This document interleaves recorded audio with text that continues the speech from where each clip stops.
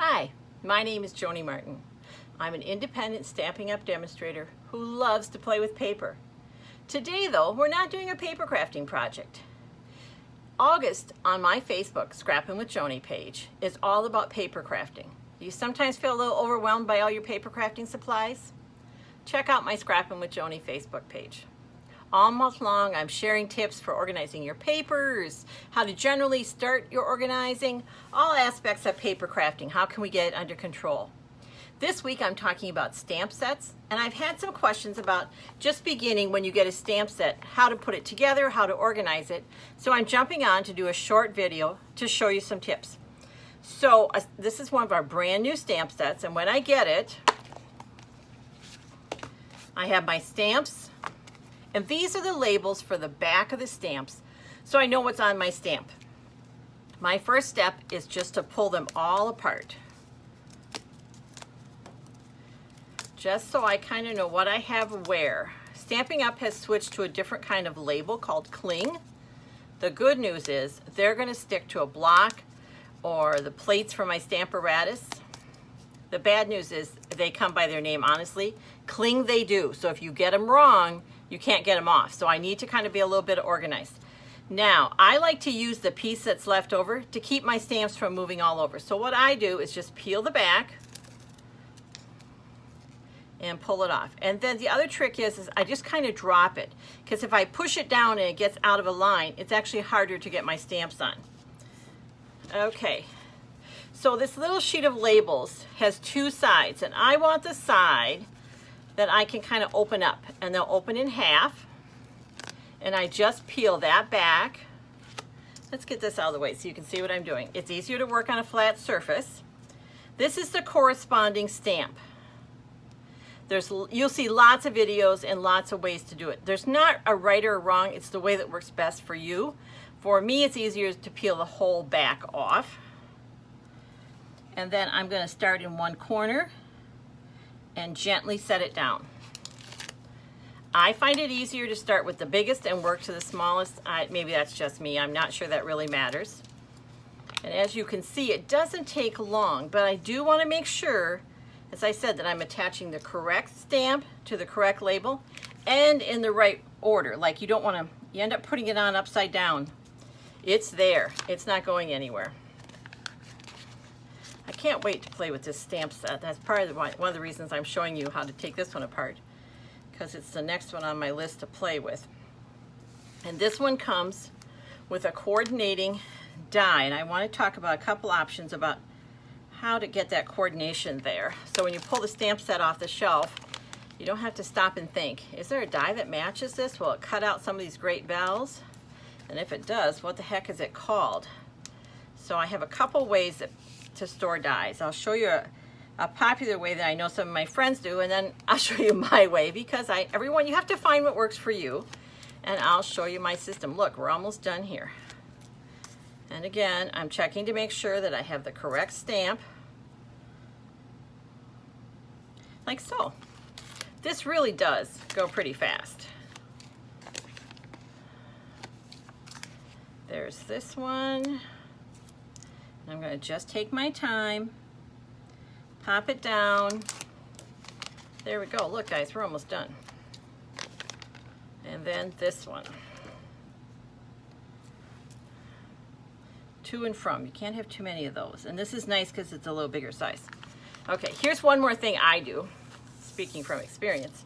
I just kind of look and make sure there's no more printing on. I've been known to toss a little label for like a stamp piece that got set aside. So that's good. I'm going to set that aside. So here's our stamp holder again. Now, this is tight. Then I can just set these back in. And they're not going to move around on my case. I will tell you the cling would probably keep them in place. But the other thing this does for me is I can pick up my stamp case. Look here, I'll show you. I can pick it up. Let's say these were used on a project, and know that I'm missing some right away. If they were just flat, I'd have to see how many are in this case if I didn't have this backing in there. So that's the first part of organizing your stamps, is get them labeled and get them in your cases, or back in your cases. Now, this happens to have a matching set of dies. And I'll show you a popular way that a lot of people like to do that. This set of dies matches this stamp set. So they take a magnetic sheet, attach the sheet inside their stamp case, and put the dies there. So then when they go to use the stamp set, the dies are with them.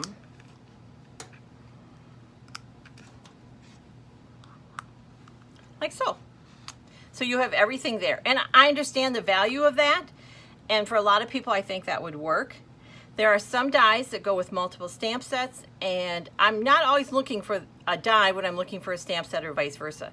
So I'm just also going to show you the way I do it. And I would encourage you to find lots of ways. Figure out what works best for you.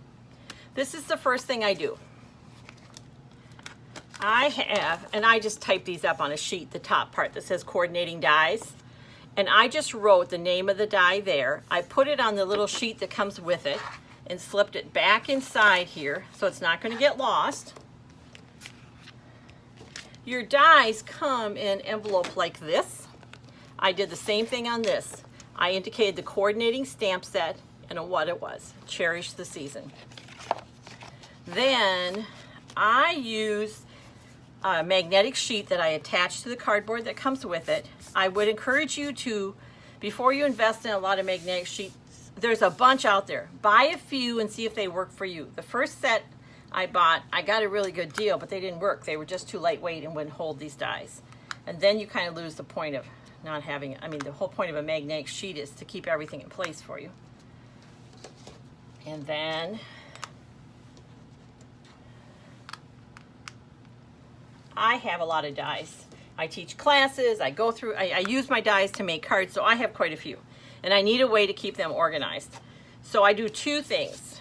One, when I slip them back in, so I have a clear view of them. These new envelopes are wonderful and they work, but there's no writing on them. And I want to quickly see what the title is without my old eyes looking down here. So I just put a bigger title on and I just taped it on. These close a little different if you're used to the other dies from Stampin' Up. They just slip under, like so. And they stay closed and they work. But they will catch on the dies if you have the dies facing the flap. So you're better off, or I am, it works better for me, if I just slip this in on the side that has the flap and put it together. So for me, I can tell when I put it here that all my stamps are here. I can see through the case what the matching die set is. On my die case, I can see what the matching stamp set is, and I make sure that where the flap is, it's on the paper side and not on the die side, so it doesn't catch. Really, this doesn't take very long when you get a new stamp set, and it's really saved me a lot of time. As I said, I'm sharing tips all this month of August on my Facebook page. Check out my Facebook page, Scrappin' with Joni. I'll be consolidating my tips into emails by topic with pictures. If you'd like to get those emails and you're not presently on my email list, visit my blog, www.scrappinwithjoni.com. There's a place on the side you can sign up for my email, or if you just stay there a little bit, a pop-up will come up and you can sign up there. If you'd like to see more ideas on paper crafting, please subscribe to my channel by hitting subscribe below. If you liked this video, please click thumbs up. I hope you have a great day and get some time to create.